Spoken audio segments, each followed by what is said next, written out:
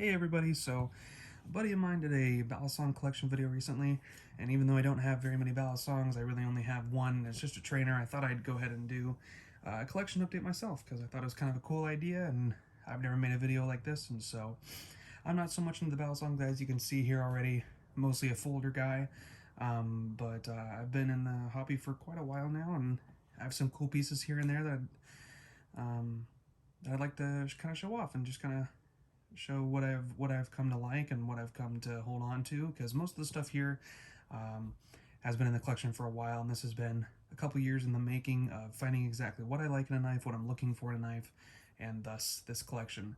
I tried recording this video earlier, but I was only about halfway through and it was already 20 minutes long, so I'm going to try to do this a little bit quicker. I'm going to try to do this all in one take, say everything correctly, not stutter too much. So let's go ahead and get started. Starting down here at the bottom, this is the trainer that I was talking about that I traded with my buddy. I really like this guy, and this was kind of my first introduction into butterfly knives. And since then, I've kind of grown a lot more of a respect for this kind of knife and what it has to offer. Even though it doesn't have a blade, it's just a trainer blade, it still has shown me kind of, obviously it's training, I'm training with it, so the different tricks and ways to open and close it. And I really enjoy it. And since getting it, I have a much more respectable and respected outlook on this kind of knife. And definitely, hopefully, might pick some up in the future once I am confident enough with this guy. And I'll go ahead and go over some just kind of ballpark pricing on these guys, just in case you're looking at any of these things and you're kind of curious on what you're going to be having to look for price range on getting a hold of any of these guys. So starting off, like with this guy I think was a little bit over $100. I traded one of my knives with my buddy to get this guy, so I'm not 100% sure, but over 100, less than 200, somewhere in that range. Definitely not super expensive, and it is super good quality, metal all around. I really enjoyed it. So moving on from here, we're going to kind of start with some lower end stuff and kind of work our way up to higher end stuff. So with that, this is actually one of my favorite knives in the collection. This started off as the black and white Benchmade mini bug out. Since then, I've obviously dyed the scales to a kind of forest green or OD green, and then I put the little leather tassel and brass bead on there, and I really like this guy. I like how it turned out, but what makes this kind of special to me is my girlfriend got this for me, so this is definitely one of my favorite knives in the collection, and will always be in the collection. Moving up from there, Para 3, of course. Everybody has had or has one of these in their collection if you're into folding knives. Spyderco Para 3. I have the all black, the black G10 scales. I wasn't a huge fan of the lightweight. I think this one looks a lot better and feels a lot better in the hand. It's already a pretty light knife, so I didn't feel the need for the lightweight. This just was much more interesting to me. But I really like this guy. I actually went back later on after I'd gotten some of these more expensive knives and picked one of these up because of how highly rated they are and how many people talked about them, and I'm glad I did, because even though this is a lot cheaper than the knives, a lot of the other knives here on the table, it hasn't ever left. It's always kind of stayed here, and I think that's a good show of this knife and how good it can be for your use case, and I really like it. This is one of the couple Spydercos out there that are still made in America. This is the Golden, Colorado, the USA plant here. And I really like that. It's a great knife. Classic Spyderco Thwunk. Sounds really good, feels really good. Nice finger choil here and kind of a thumb stop there, and it just gives you a really good purchase on the knife and feels fantastic in the hand. So, and these guys go for about, I think, 130, maybe a little bit less. Moving on from there, another Benchmade. This is the Benchmade Proper.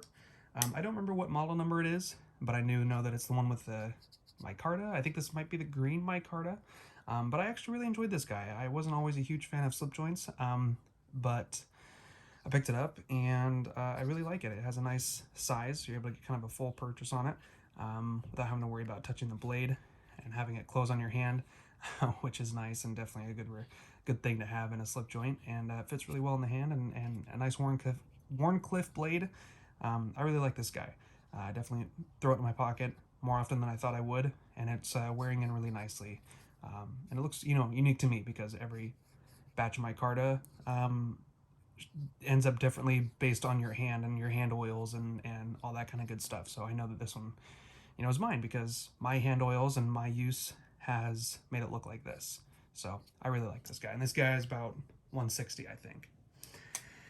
Moving on from there, this is another Spyderco. This is kind of just not necessarily a joke Spyderco, but kind of a set piece. It really has no place being like an everyday carry blade or something that you'd always have in your pocket just because of how small it is. I mean, next to a Para 3 here, it's just kind of comically small, but I think the meaning of it is that one, the designer, McNeese, was able to show that small doesn't always necessarily mean bad, and he's able to hold that kind of crazy quality even in a small knife. As you can see, the blade is perfectly centered, and I really like this guy. It's kind of just here at home. I never really take it out with me, but it's a kind of a designated box cutter because it just kind of fits perfectly in your hand like that. And when this kind of swedge here in the blade, swoop, I was gonna say it's a swoop, it's a swedge, kind of works perfectly to kind of get this kind of grip on it here, and it perfectly fits in my hand. It doesn't feel like it's going to go anywhere, and it's really good for cutting open boxes, and it's definitely a cool piece to have. I really like it, and I think they go for about $140 nowadays. This has been in the collection for a long time, and hopefully will stay there. So moving on from that, this is the Benchmade Bailout, the OG Benchmade Bailout with the 3V coated blade. So kind of a cool story about this knife. I went into my local knife store. I actually have, thankfully, or I'm grateful that I have the only EDC store kind of in the country here in my backyard here in the Sacramento area. And I went in there one day just because I've always had pocket knives growing up, being in Boy Scouts, going out hunting, things like that. But I kind of was poking around at the interest of kind of higher end pocket knives, and I saw this one and I picked it up, and everything else was history, man. This thing is, it's kind of showed me what it meant to have a higher end blade and the capabilities of this, and even how something so light and so thin, so small, can perform so well. I don't really have the issues that people complain about with the whole, squeezing of the blade or squeezing of the scales to kind of create that thing. I never am doing that to check a integrity of a knife. I was cutting splints, using this in healthcare all the time, when I was working privately, and I never had any issues with it whatsoever. This was actually the knife that jump-started it all. So I guess if this was crappy, I wouldn't have bought everything else here. So it was a fantastic knife, and I think it will always stay for that reason. This guy is about 180, I think. Pardon me. Moving on from there, this is another Spyderco here. This is the bigger brother to the Para 3. This is the Para 2. Slightly bigger than the Para 3. You can kind of get a full purchase here on the handle without even touching the finger choil or kind of thumb stop here. This has some brass Flytanium scales on it with a little crosshair lanyard hole thing. Both the Para 2 and the Para 3 are both compression locks. I really like how those work. I think they work really well. Allows different methods of opening. I really like this guy. It doesn't find so much pocket time just because of the weight. Those are some pretty thick scales. But I really like brass stuff. I like how its patina kind of shows over time. As you can kind of see, this has use marks and wear marks that are kind of unique to me, and I think that's kind of cool, is to have a knife that is unique to you. And even if somebody else with a black PM2 with the brass Flytanium scales showed me theirs, it would look different. And I think that's kind of a cool thing that is possible with these knives. So yeah, this guy, I think with the scales all together, maybe $250, but not that it's really worth that, because I can't think of anybody that would pay $250 for a Para 2 nowadays. Still a really cool knife. I enjoy having it in the collection. Moving on from there, this is kind of getting into some cooler stuff here, some more sort of unique or one-off stuff. This is a titanium scaled Swiss Army knife. So this is a Spartan PS, which means all of the hardware is kind of the mirror black finish. And then the scales are from Daily Customs, which is a shop in Germany. They make these scales. So the guy who actually did this and owned this before me bought the scales from Daily Customs, had them shipped here to America, put the knife all together, and then shipped it off to a guy named Peter Doering, and he darkened the scales and kind of milled out some stuff here, carved in some cool designs throughout on the back here too. And now Peter Doering doesn't do knives anymore. He doesn't mod knives. He's not a part of the community like he was. So this is kind of a one and done.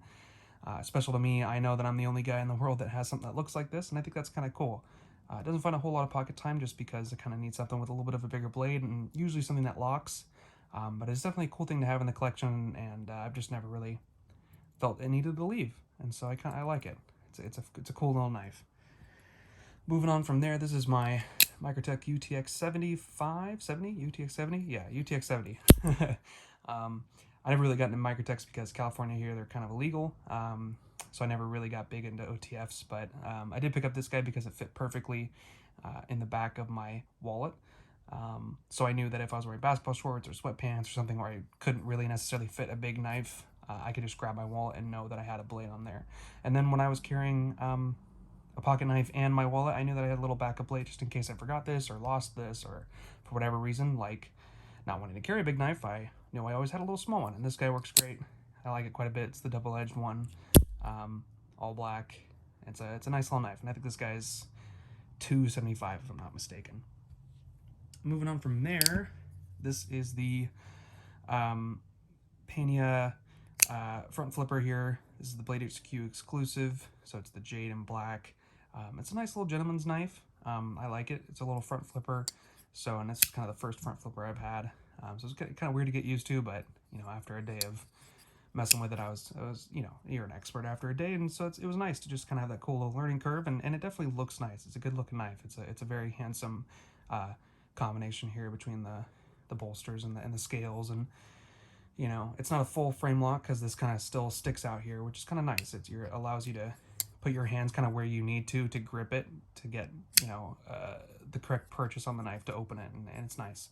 And it's not too menacing. If you pull this guy out in the office, you know, nobody's going to be yelling at you or giving you funny looks because it just looks like a little, kind of has that vintage look with that kind of new, I don't know what you want to call it, kind of modernist look with the jade and the black. So this is definitely a cool knife, and glad I picked it up. So moving on from there, that guy, the Pena, I think was $275 if I didn't already say that. Moving on from there, this is the Spyderco Techno 2, the Urban. This guy is a little hard to open, Spidey flick wise. Thumb stud is fine, or thumb hole is fine. I actually got this guy in trade.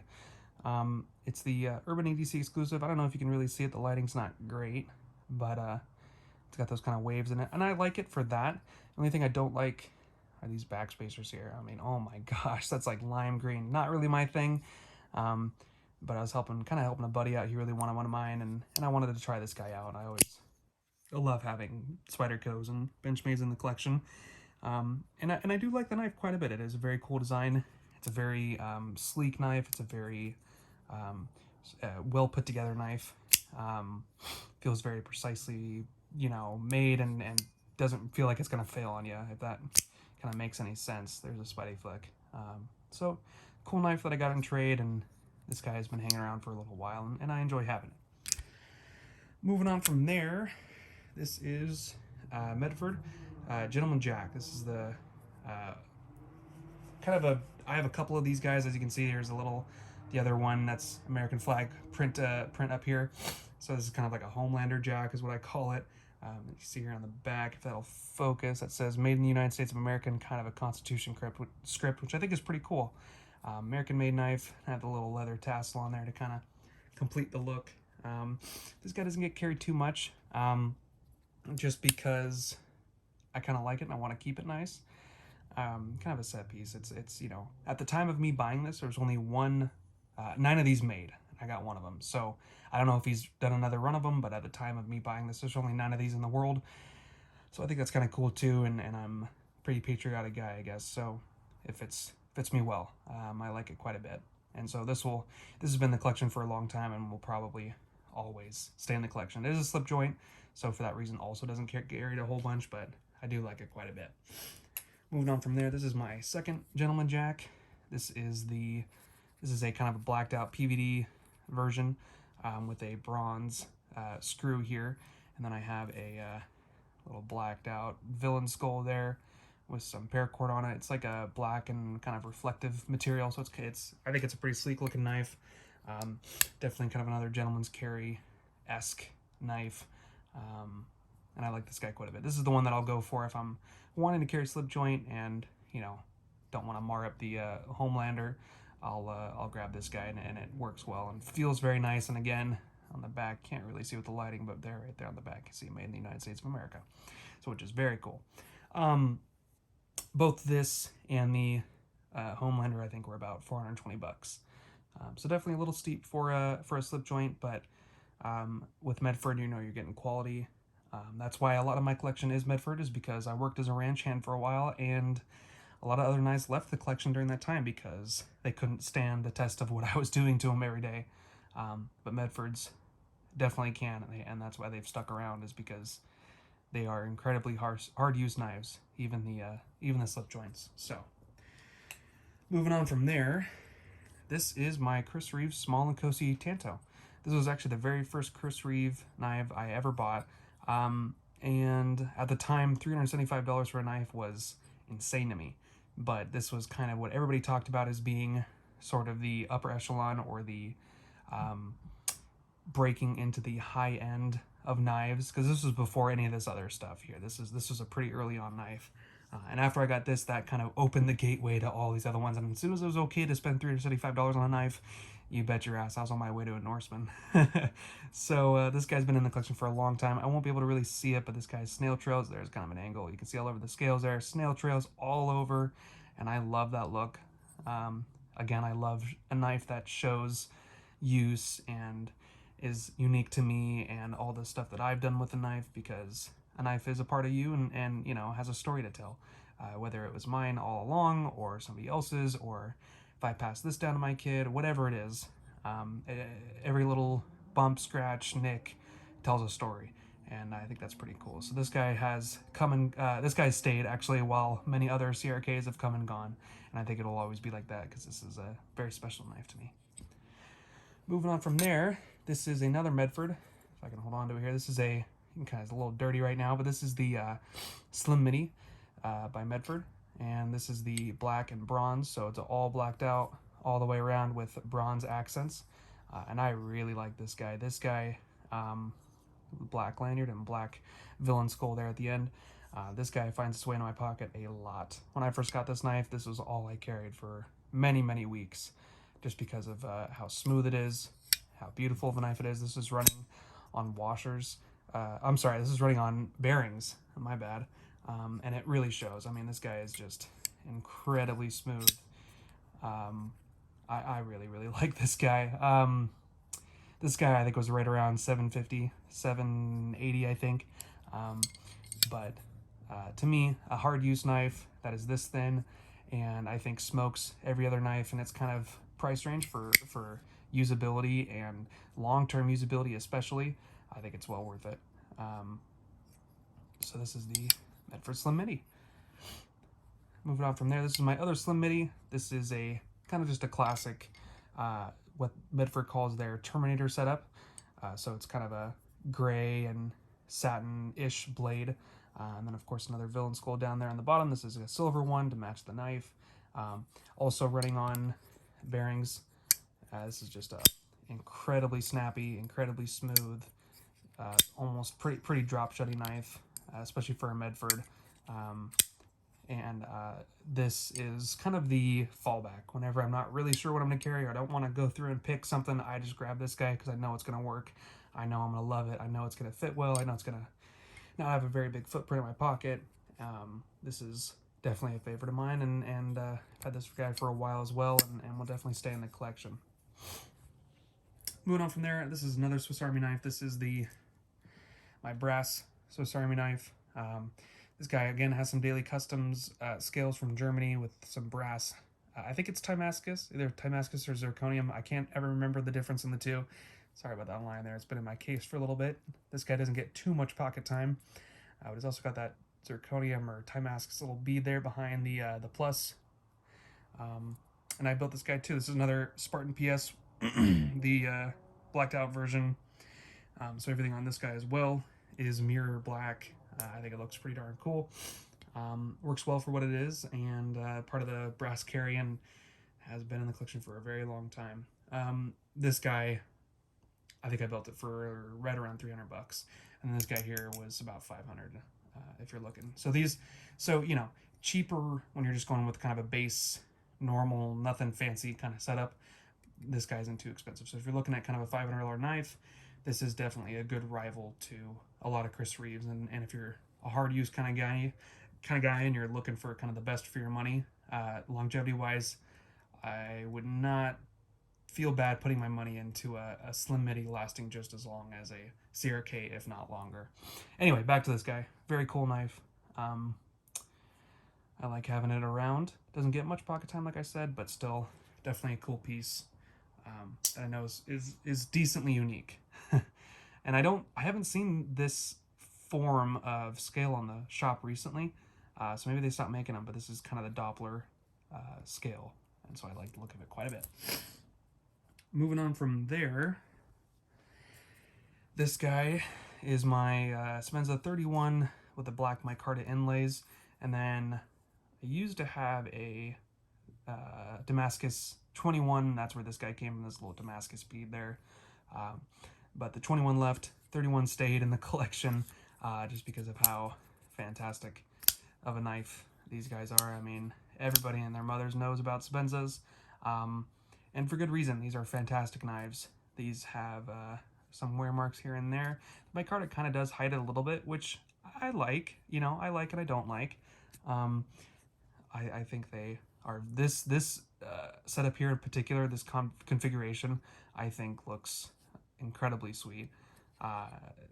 This I have not even considered getting rid of. I see these come and go quite a bit, and these guys I retailer about $5.50.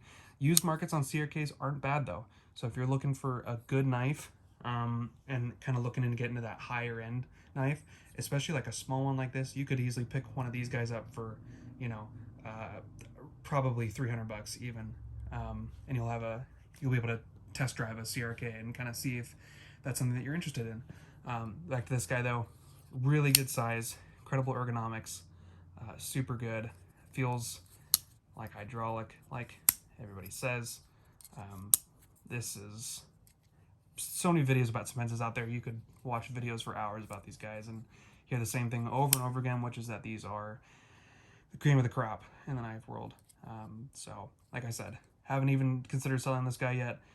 Hopefully never will. This is definitely heirloom quality and heirloom worthy for me. So moving on from there, this is the Vero Axon. This is the very first run. They just started. They just finished the first run of these guys. I like it. It's not my favorite just because it's liner lock, and because of that, and I don't have a problem with liner lock. The only problem I do have is centering. I can't figure out this knife in particular. I've had other liner locks where I've been fine with trying to get it centered, but for some reason this one I just cannot get it figured out. I don't know why. Other than that, it's running on bearings, incredibly smooth, incredibly nice fit and finish. Previous owner modded the scale a little bit because he had a little bit of an accident. No harm, no foul. But I don't know how long this guy's gonna stick around, but still very cool to try because everybody recommends this company, and I'm glad I have tried them out. So definitely a cool guy. This is the Axon. I don't know MSRP on these guys. I believe they're around 400, but depending on the configuration you got of these, I've seen these guys going for upwards of 600 bucks. So they're kind of hard to find, I guess, right now. Thankfully, I got this guy in a trade though, so didn't have to worry about that. But still, very glad I have it around. It's a very nice knife. Another Medford. This is the Praetorian Slim with some espresso scales and black PVD everywhere else. I think this is actually their flamed clip, if you can see that. This is a nice knife. I like this guy a lot. It doesn't get much pocket time, but when I first got this was all there was. I mean, this is, to me, in a lot of ways, this is a very good knife. This is kind of, I don't know how to explain it, maybe kind of the perfect knife in a lot of ways.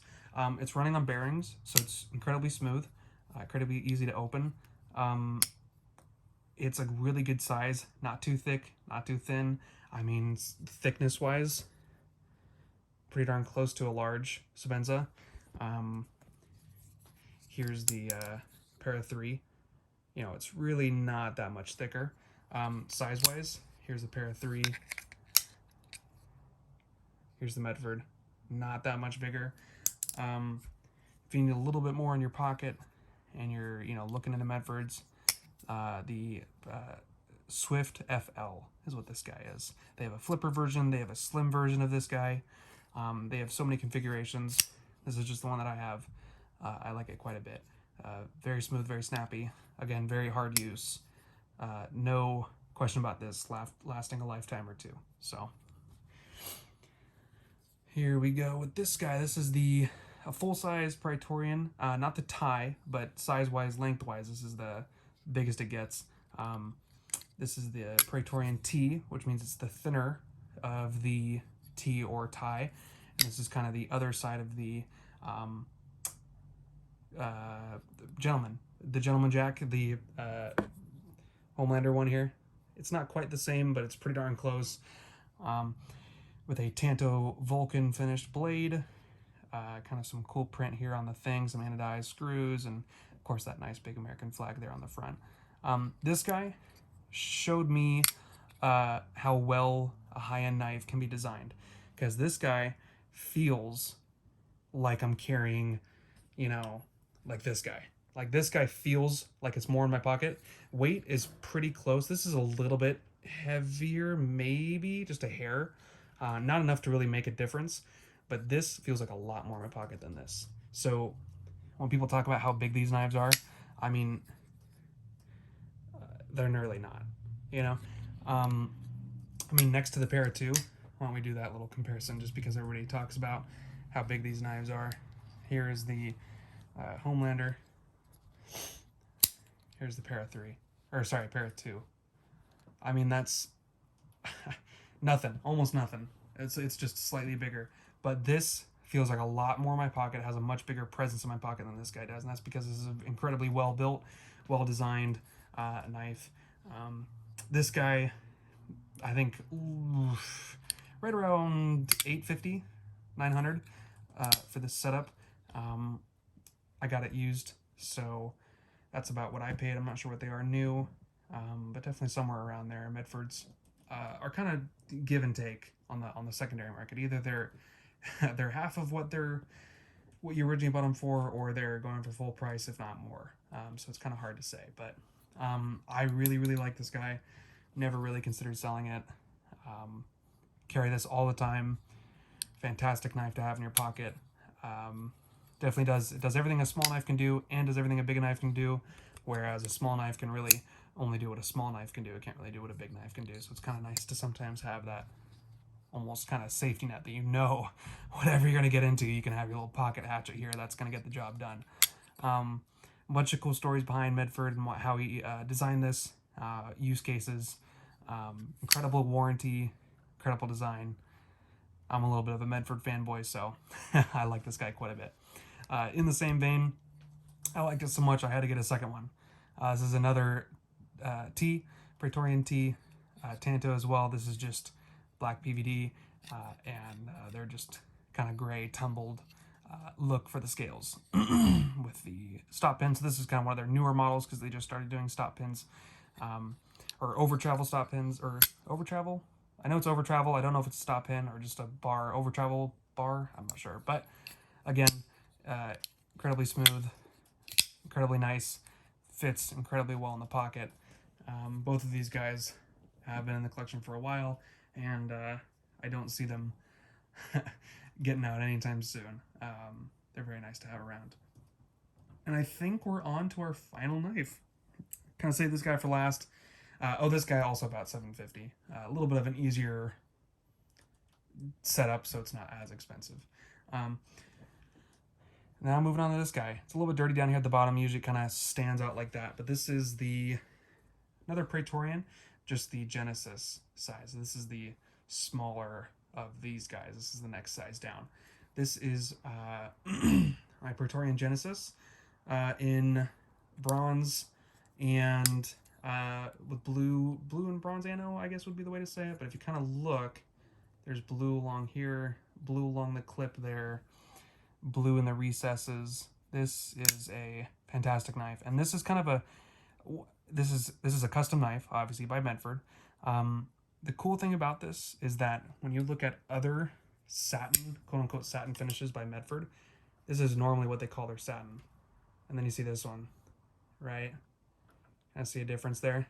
This is like an actually polished satin blade, whereas this guy kind of just a tumbled look almost, or a working finish maybe is what they would call it. Whereas this guy is truly as close to a satin, I think, as Medford will go. This guy is kind of the star of the collection right now. Not now that I don't have a Norseman anymore. I got rid of my Norseman. It's out there in the wild somewhere. Hopefully somebody else taking care of it as well as I did. But this is kind of the cream of the crop as of right now in the collection. This is another unique custom. This guy ran me, I think, a little under $1,000 with tax and everything. So I think the price of the knife was right around $900, and then with tax it was, I think, right around $1,000. This guy will also hopefully never leave the collection. Fantastically built, fantastically made.